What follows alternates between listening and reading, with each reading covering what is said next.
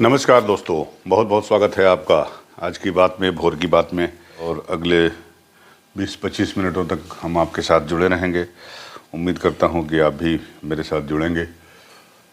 तो चर्चा करते हैं आज की खबरों का।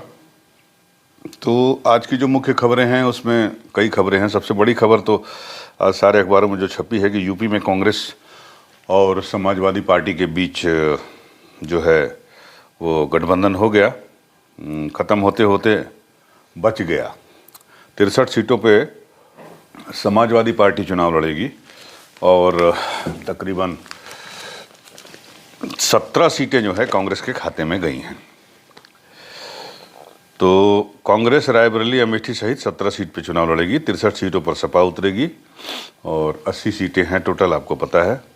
और अब जब समझौता हो गया, कल शाम को प्रेस कॉन्फ्रेंस हुई। कांग्रेस के प्रभारी जो अविनाश पांडे हैं और प्रदेश अध्यक्ष अजय राय हैं और समाजवादी पार्टी की तरफ से उनके जो प्रदेश अध्यक्ष हैं नरेश उत्तम साहब, उनके राष्ट्रीय प्रवक्ता और सचिव राजेंद्र चौधरी जी, इन लोगों ने ज्वाइंट प्रेस कॉन्फ्रेंस की और ज्वाइंट प्रेस कॉन्फ्रेंस करके ये ऐलान किया है। खबर जो सारे लोगों ने छापी है वो है प्रधानमंत्री नरेंद्र मोदी का वाराणसी दौरा।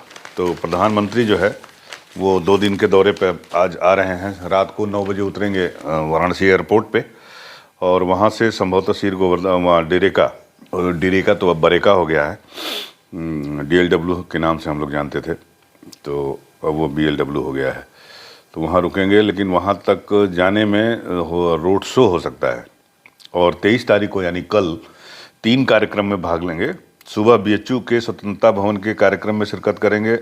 संत शिरोमणि रविदास के जन्मस्थली शीर गोवर्धन स्थित मंदिर में जाकर मत्था टेकेंगे। इसके बाद PM बनारस काशी संकुल का औद्योगिक क्षेत्र करखियाओं में उद्घाटन करेंगे। यहाँ पे वो पब्लिक मीटिंग भी करेंगे और इस तरह से जो है अपने वाराणसी से जो है चुनावी सभा चुनाव का संकल्प करेंगे। 14,316.7 करोड़ की 36 परियोजनाओं का लोकार्पण और शिलान्यास करेंगे। काशी संकुल का करेंगे उद्घाटन करखियाओं में। और वहाँ पर अमूल प्लांट, बनास डेयरी से पूर्वांचल में लगभग 1 लाख लोगों को प्रत्यक्ष और अप्रत्यक्ष लोगों को रोजगार मिलेगा। भारत हैवी इलेक्ट्रिकल्स लिमिटेड के एडवांस रिसर्च एवं मैन्युफैक्चरिंग प्लांट भेल का भी करखियाओं में इंडस्ट्रियल एरिया में शिलान्यास करेंगे और वहीं करखियाओं में जो है पब्लिक मीटिंग करेंगे। लंगर भी करेंगे वहाँ जहाँ सिर गोवर्धन वो जाएंगे।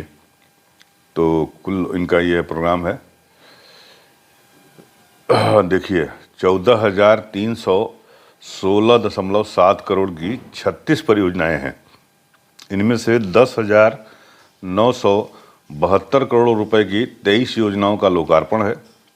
36 में से 23 का लोकार्पण कर रहे हैं। महज 13 का जो है वो शिलान्यास करेंगे, जिनकी लागत 3,344.7 करोड़ है। तो ये एक खबर जो है सारे अखबारों ने छापी है और कुछ अखबारों ने एनालिसिस भी छापी है कि गठबंधन से बसपा की तर्ज पर कांग्रेस को फ़ायदा होने के आसार। जैसे BSP ने पिछली बार 19 के चुनाव में समाजवादी पार्टी से गठबंधन करके उसको 10 सीटें मिली थी और सपा 5 पे ही चिपट के रह गई थी। तो ऐसा ही कुछ माना जा रहा है कि समाजवादी पार्टी और जो कांग्रेस का गठबंधन हुआ है उससे लगता है कि इस बार कांग्रेस जो है रिवाइव कर जाएगी। कांग्रेस को ही फ़ायदा होगा ज़्यादा और सपा को कम होगा। ठीक उसी तरह से जैसे बिहार में नीतीश कुमार ने गठबंधन किया RJD के साथ। जब उन्होंने गठबंधन किया था RJD के साथ, वो गए थे BJP छोड़ के। उस वक्त तक RJD लगभग ख़त्म होने की स्थिति में हो रही थी बिहार में, लेकिन नीतीश के साथ आने के से उस रिवाइव कर गई और आज की तारीख में सबसे बड़े विधायक दल की नेता है, मतलब पार्टी है। 78 विधायक हैं उसके पास। तो ऐसा माना जा रहा है कि जो गठबंधन हुआ है उससे कांग्रेस यूपी में रिवाइव कर जाएगी। इस कि कांग्रेस को कौन कौन सी सीटें दी गई हैं, पहले तो ये जान लीजिए कि कांग्रेस 17 सीटों पर चुनाव लड़ेगी और 63 सीटों पर समाजवादी पार्टी गठबंधन के अन्य सहयोगी दलों के साथ चुनाव लड़ेंगे। सपा के प्रदेश अध्यक्ष नरेश ने कहा कि कांग्रेस उत्तर प्रदेश में रायबरेली, अमेठी, कानपुर नगर, फतेहपुर सीकरी बांसगांव, सहारनपुर, प्रयागराज, महाराजगंज, वाराणसी, अमरोहा, झांसी, बुलंदशहर, गाजियाबाद, मथुरा, सीतापुर, बाराबंकी और देवरिया सहित 17 सीटों पर चुनाव लड़ेगी। इसमें वाराणसी से डिक्लेयर कर दिया था इन्होंने, समाजवादी पार्टी ने, अखिलेश यादव ने वहाँ पे पटेल को, सुरेंद्र सिंह पटेल को उम्मीदवार घोषित कर दिया था, लेकिन वहाँ से अब वो नाम वापस लेंगे। कांग्रेस अपना कैंडिडेट खड़ा करेगी वहाँ से।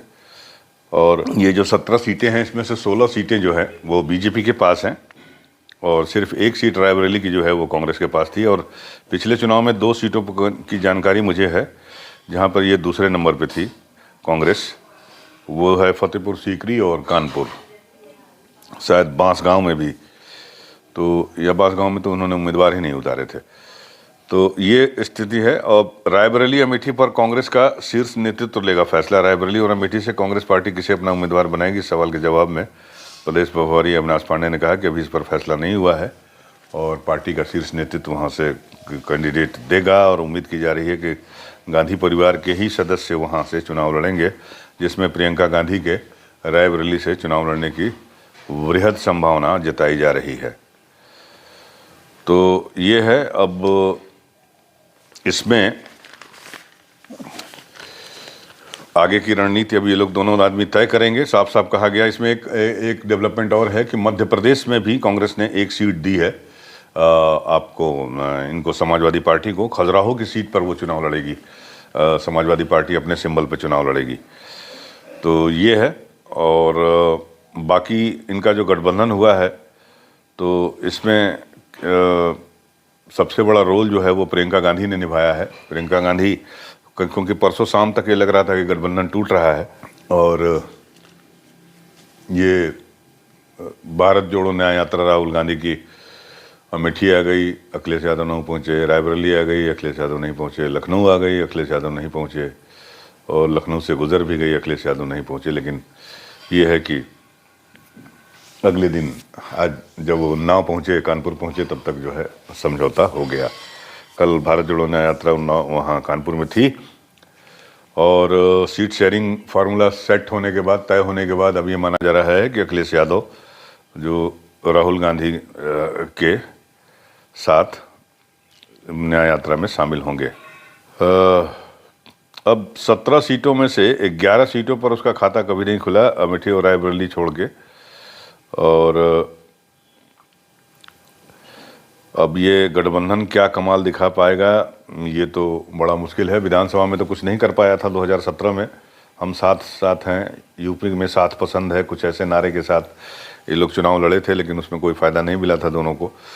हालांकि वो विधानसभा का चुनाव था और इस बार जो ये चुनाव हो रहा है ये लोकसभा का चुनाव हो रहा है। तो विधानसभा और लोकसभा दोनों में फ़र्क होता है, वोटिंग पैटर्न में फ़र्क होता है।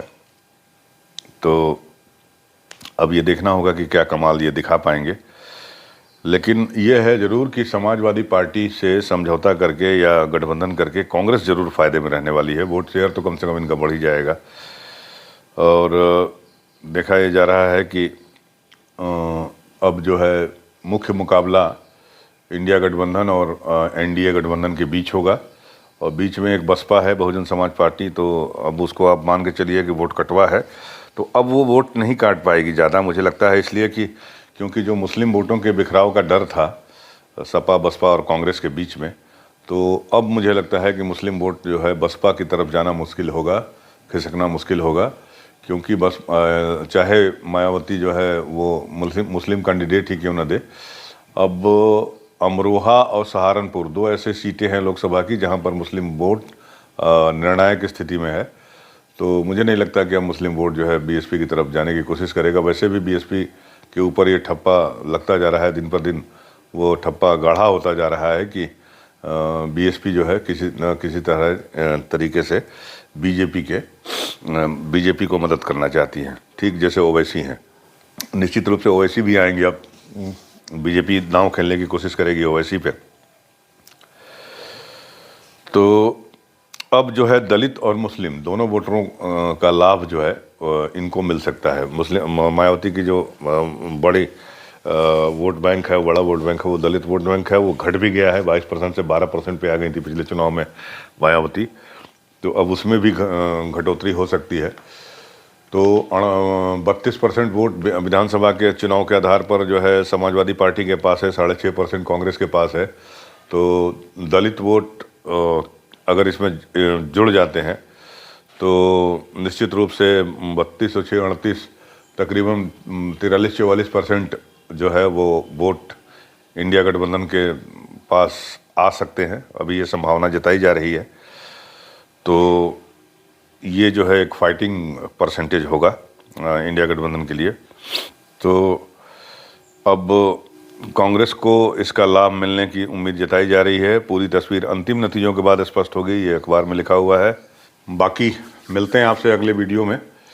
आप शाम को 6 बजे हमारा लाइव देखना बिल्कुल मत भूलिएगा। और बाकी आप हमारे साथ जुड़े रहिए, बने रहिए, अपना प्यार और विश्वास बनाए रखिए, लेकिन लाइक सब्सक्राइब ज़रूर कीजिए। धन्यवाद।